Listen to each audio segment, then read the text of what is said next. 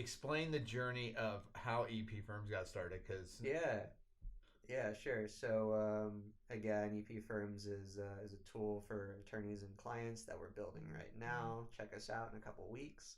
But EPFirms got or started months. or months. We're always working. It's always He's we have this problem now. he's helping us control expectations. Yeah. So it got started out right in this office, pretty much. Yeah. When I started, well, more or less, when I started here, you said, all right, Ben, you're going to do receptionist duties, and then about 10 hours a week, I want you to just work on this website. And I said, well, work on a website? What do you mean? And you say, well, it says you have all this coding experience on your resume. And I'm like, oh, yeah, that coding class one that I took in college. That's right. So that was the depth of my experience. But I happily said yes, because you never say no to someone saying, hey, do you want a work opportunity? Yeah. Right? And I thought it was a cool idea, too. So I studied hard. But yeah, I was just working with you and your friend Charlie Malolo in this office, and we were just sitting down for, all three of us together were we meeting twice a week? It was like twice a week for what, 2 months or 3 months? Yeah, twice a week for 2 or 3 months, maybe an hour or two each time over lunch, and we just sit here and code. And it started out really kind of hodgepodge. We were building in a completely different language. Yeah. You weren't using a framework. We weren't building off of really anything. We were just three guys saying, we had let's do no this. idea what we were doing. We had no idea what we were doing. And now we're also saying we have no idea what we're doing, but we have a higher standard for ourselves, so we have more idea of what we're doing. Yeah. You know? But yeah, I mean, it was messy, but it was fun. It kind of reminded me of like a movie montage. Yeah. It was like, here, we're going to do this. We're going to reinvent how estate planning attorneys do their business. Yeah. With no coding experience whatsoever. Yeah, but you had a big dream, and it's working out. Yeah. It's really working out. But the other good thing about it was we were so easily impressed with ourselves, which is probably a good thing. Like we would do something like, whoa, if you click here, you can change the page. Yeah. And that was amazing. And something everybody should know about Taylor, if you don't already know this about Taylor, is he loves Dodger Blue. Yes. So when you see EPFirms, there's going to be Dodger Blue everywhere. Yeah. And if I ever gave him anything... That's what Facebook uses, Dodger Blue. It does use Dodger Blue. So I could give you, the nuclear launch codes for the United States. And you could say, this is good, but make it Dodger Blue. Yeah. The button needs to be Dodger Blue. Yes. So we went through that, and we went through the whole summer. Pretty much was just you, though. Yeah, it was mostly me. We had a couple other people helping out. You had... should I name everybody? Should I name their names? Well, yeah, if you want to. Should we name their names? Like, or they make it little... Maybe not their last names. Okay. Well, I'll just kind of speak vaguely. So, we had your friend from your church come in and talk to me about kind of best practices. He does like security stuff. So that helped a little bit. He was counseling us. And then at a meetup group, I met this other guy who works for a startup in Dallas, and he was working with me. I think it was 3 nights a week. Yeah. So for a few months, I was working from like noon to 10 p.m. It was really weird. Oh yeah, I remember that. It was like you all come in, you'd be all like wasted and stuff. I'm like, what did you do? He was like, you weren't sleeping. Yeah, you'd stay up all night long. Yeah, and then you come into work like at noon, and you'd still be tired. Yeah, but I'd stay there until 10 p.m. It was kind of great, but I got lonely, Yeah. But I was working with him for a little while, and he was. I would say to him the same things that you'll say to me, which is like, website will be ready any day now, right? Yeah, nodding my head right now. I'd say the same thing to him. I'm like, so I think we'll probably have this done on the market in 4 weeks, and he's like, maybe 5, maybe a year and a half. Yeah, all right. But he was telling me what I wanted to hear. But he's a good guy, and he was helping. And then eventually, we realized we needed kind of like actual professional help. We needed to hire somebody. So we hired somebody to come work for us, and she was great. She really made it sort of more of a professional coding organization, I think, because she, went to school for this sort of thing. That helped a lot. And she was with us for, what was it? 9 months? 9 months, something like that. Yeah. So she did great. She helped get our company off the ground. She since went to work for another company in Dallas, and I wish her all the best. And as of 4 months ago, no, you forgot the India team. Oh, don't miss those That's right. guys. I almost want to forget. So through that person we just mentioned, we hired some outsourced, I guess you would say, contractors. Yeah. They were working in India, and we figured this will be great. We'll leave for the day. We'll come in, and there will be so much more code that's finished. Yeah. And it'll help us to have different schedules. We quickly kind of realized that when we're not awake at the same time, it's really hard to actually talk to them and tell them what we need and tell them this isn't exactly it. Yeah. So it ended up being kind of bumpy. We were working with that team for about 6 months total. Mm-hmm. I think 2-3 month contract periods. The good thing about the India team, the remote team, for anybody doing this sort of thing, is they built a huge majority of our code base. Yeah. Like our application is going to be pretty big since it's a CRM tool. So they were great to get us like 50 to 75% of the way there on a lot of our features. But from there, it just needed a lot of polish. So we brought in,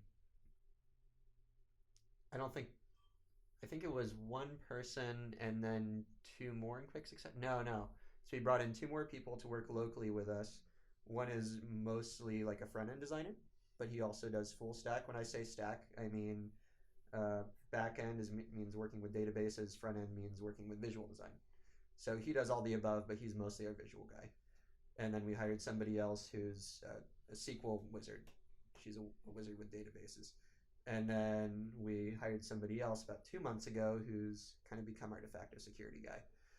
So it's cool to see us all sort of specializing. And that's one of my favorite things about this, allowing everyone to sort of settle and come into their own and reveal what their talents are. The best part about this whole thing is like we just kind of started it, and for some odd reason, you're like the perfect person to give this project to.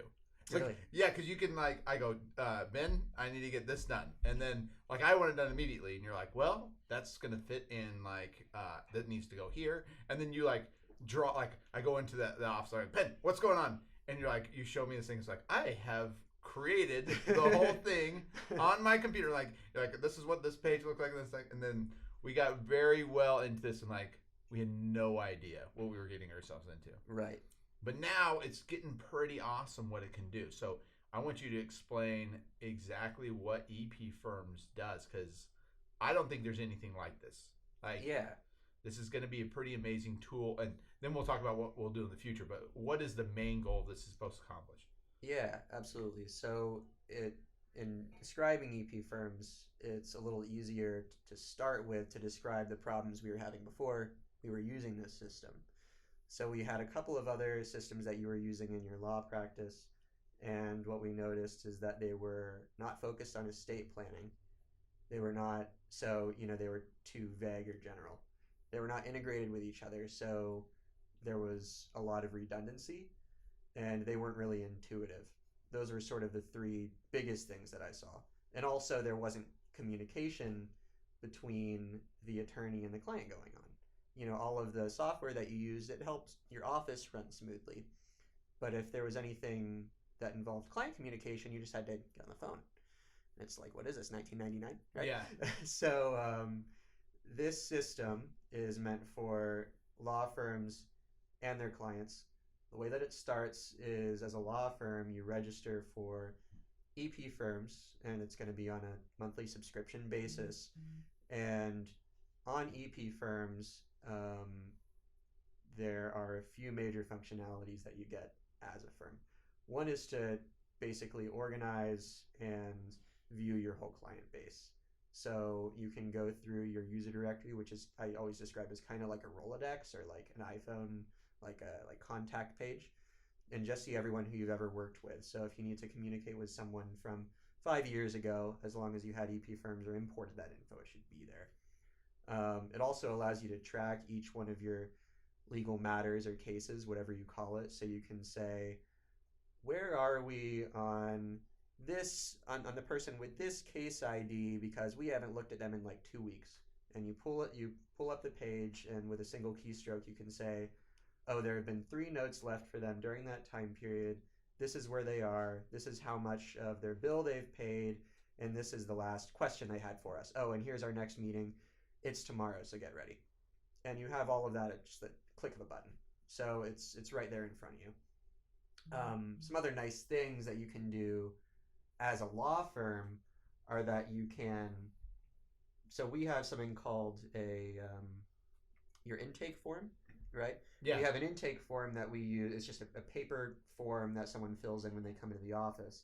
So we've digitized everything, and the great thing is based on the information that either the attorney, or the client enters on this digital form, different recommendations are made to both. So for example, if somebody says, I've got 3 kids and one of them is 24, and you know as an attorney, hey, once my client's kids reach 25, I ask them to come back and redo their estate planning because something's changed. The system will alert the attorney and the client that has happened. So it's always watching their information to see what new business it can bring into the law firm, and also to tell the client, here's how you can stay up to date and have peace of mind. It's also a great way to store documents. That was one of the biggest reasons we built this. With our previous system, we would have to scan in all of our documents, upload them to multiple places, and then with multiple accounts, and it would just take all of this time and be really cumbersome. And the cost of it was enormous. The cost of it was also enormous. So this is just baked into one system now. Yeah, I think when I add everything up, all the programs that I used was about $1,500 a month. Right. In software to client management, billing system, keeping track of the documents, and providing a system for my clients to store their documents. Right. And so all those systems together was, hey, we're going to bring all this together because I really want people to understand. I didn't understand this when we started, but you've pulled this off somehow. And now when I look at it and I understand a little bit about coding, I think it's the most. I don't know anybody else that does this. Where the one thing I told you at the beginning to do was, from the receptionist to the attorney to the clients to the paralegal to other family members, I don't want to double enter information in. Right. I want people, when one person enters information in, it goes into the whole system, and then the system knows, okay, they've updated addresses for these people. The attorney gets that information. The client gets that information. And so there's only one-time information has to be in, because I noticed with someone would call on the phone and be like, I want an appointment. And, receptionist would fill out all the information. She'd put on Google. She'd put it into a spreadsheet. She'd put it everywhere. And she'd put it into all these different places. And then the person would come in and sit down with me. And then I would write out all that information. And usually they would hand me a document going, oh, I've written all that information out too. Yeah. And so we read everything. And then there's another time that we take all that information and type it back into a system. Right. So we've almost like 5 or 6 times written the exact same information. Now, we haven't solved every single time because we still have the problem of we don't have a form builders platform yet on EPFirms. Right. Which is a hope in the future to have, because that's the one last step that we have to, okay, now we have all this information. Now I got to retype it back into a form system. So can you tell everybody what a form builder does? So for attorneys that are listening to this, they're familiar with the whole fact that you don't redraft estate planning documents every single time someone comes to the door. Right. You pay a company that has some kind of form builder system. We have major companies out there. We pay a lot of money as attorneys to have these because they have to be pretty sophisticated. So the one thing the EPFirms can't do yet, which someday we hope to in the future, is be able to take all your client information and go, okay, these are the documents that need to be created. However, you've entered in all their information, their names, their phone numbers, the dates and everything that need to be in there, and it just imports all that information in. Yeah. And so we don't have that functionality yet, but in the system, there was about, when I was thinking it, when I thought it through, there was about 6 times that information was being rewritten.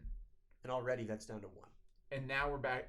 Now we're down to 1 time having to do it. Yeah. And how much time that saves is enormous. Yeah. And the cost, like most attorneys were are not paying close to what I was paying to have all the systems to run a firm. But I wanted the total experience for my client. Yeah. And so I wanted to take it and be like, okay, we're going to shrink everything down to one system that every attorney can afford. And I'd say that, so errors are another issue with that, because if you have information stored in 6 different places and there's a change that needs to be made, all of a sudden, unless you update it in all 6 of those places, you've got 2 different sets of information out there at some point. And then that's how sometimes you're looking for somebody in your Google Calendar and their name is spelled 3 different ways and you don't know where to find it. So, I mean, aside from errors, I'd say that for each person that comes in, each of your clients, this probably saves about an hour per client. And each day you see probably 8 to 10 clients. Yeah. EPFirm also has a client-facing portal side. Yeah, that's exactly right. And to put it shortly, when we've been working on EPFirms, we were considering what are the biggest pain points, not for just attorneys, but also for their clients. So one of the big ones that we've seen is clients think that estate planning is too scary or too confusing. So we've given them resources to actually learn more about estate planning. Every single person that comes through your firm or any firm that uses and is subscribing to EPFirms will be sent a link to their own client portal. On that, they can learn about what every single document does. And they actually have videos recorded by his truly that will explain how it works and tell people what they really need. For me, I equate that to kind of like the fear to me is similar to when I go to an auto mechanic. I'm worried that I'm going to get scammed because I don't know how my car works. I would feel the same way if I were getting estate planning done and I didn't know what any of it was for. But now it's all explained and easy to understand terms, and I don't have to be afraid anymore. Because this is already a really emotional time for most people, right? People don't want to think about death. Yeah. It's uncomfortable. So we want to make it as smooth and easy as we can. Can I talk about the one part of the client portal? That's my yeah. Go Go ahead. Is it the videos? Yeah. Yeah. Do it. So I had a client come in, and it was one of the most impactful conversations I ever had with a client about what needs to be done. And it was, he said, basically, he goes, he disinherited a bunch of money from his dad a couple years ago, and he was doing his estate planning, and he goes, you know what? All the money was nice. It was a nice inheritance to get, because there's one thing that I value more than anything else, and it was a video of my dad at a concert. He's having a great time, and we're filming him, and he goes, that is the most valuable thing to me. And it dawned on me at that moment, like when he said that, why don't we do videos to leave messages for people that we love? Like, no one does this. Everybody just kind of forgets about this, and then they die, and then there's nothing there. And so we created in the client portal a way that you can go in, you can film yourself from your phone. Take your phone out like this. Film yourself, leave a message, and attach it to the child or your spouse or whoever you want to, and you can leave that message for that person. And that, to me, for a client, that's a huge value add. Yeah. And I guess like I was saying, it makes the situation seem more personal. It really connects it to the people that they care about. Yeah, and I love that function. That's kind of like one of the first things that inspired me to go this direction and do this. Yeah. Was I want that built into a system.